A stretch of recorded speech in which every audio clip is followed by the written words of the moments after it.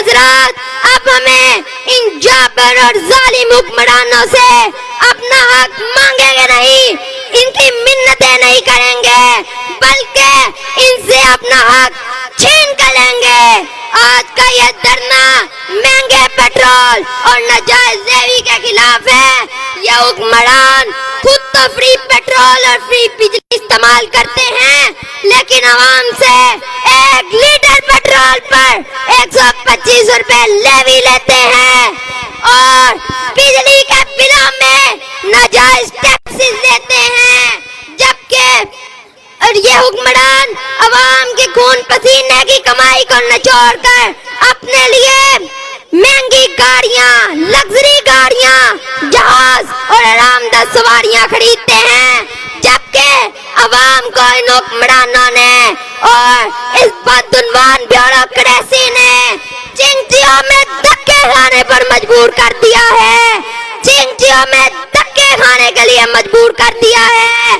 یہ حکمران آئی P Ps کو 3,500 ارب روپے اس بجلی کے ادا کر رہے ہیں جو بجلی آئی پی پیز بناتی نہیں، جو بجلی عوام استعمال ہی نہیں کرتی، اور اسی طرح آئی پی پیز اور ایل این جی کے ناجائز معاہدوں میں قوم کے ہزاروں ارب روپے ضائع کیے جا رہے ہیں۔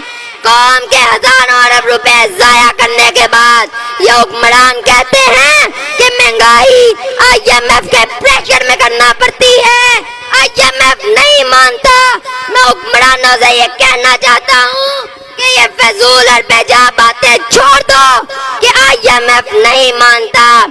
میں وزیر اعظم صاحب سے یہ پوچھنا چاہتا ہوں کہ مریم بی بی نے جو 11 ارب روپے کا جہاز خریدا کیا آئی ایم ایف سے پوچھ کر خریدا؟ پیپلز پارٹی کے سینٹ چیئرمین نے جو 9 کروڑ کی گاڑی خریدی کیا آئی پی پیز کی اجازت سے خریدی تھی؟ اور وزیر اعظم صاحب سرکاری ملازموں اور ججوں کی تنخواہیں آپ آئی ایم ایف سے پوچھ کر بڑھاتے ہیں۔ اور میں حکمرانوں سے یہ کہنا چاہتا ہوں کہ اگر مساجد کے بل آ سکتے ہیں تو تمہارے گھروں کے کیوں نہیں آ سکتے؟ کیا تمہارے گھر مساجد سے زیادہ مقدس ہیں؟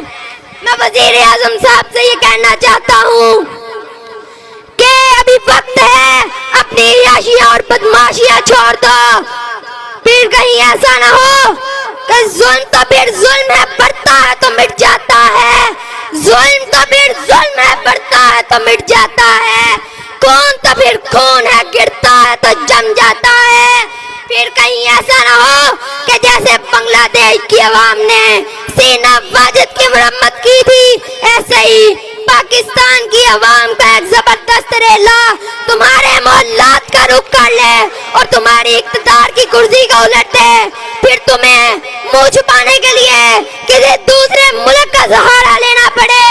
آخر میں حافظ نعیم الرحمان صاحب کو یہ یقین دلانا چاہتا ہوں کہ آپ آئندہ جو بھی لاہے عمل طے کریں گے ہم اس کے لیے تیار ہیں، منظم بھی ہیں۔ اب یہ نوجوان بھی اپنا حق لینے کے لیے نکلیں گے، بچے اور بوڑھے بھی نکلیں گے، اور ہماری مائیں اور بہنیں بھی آپ کے ساتھ ہوں گی، اور ہم اپنی اس جد و جہد کو اس وقت تک جاری رکھیں گے جب تک کہ اپنا حق ان کرپٹ حکمران اور بدعنوان بیوروکریسی سے لے نہیں لیتے۔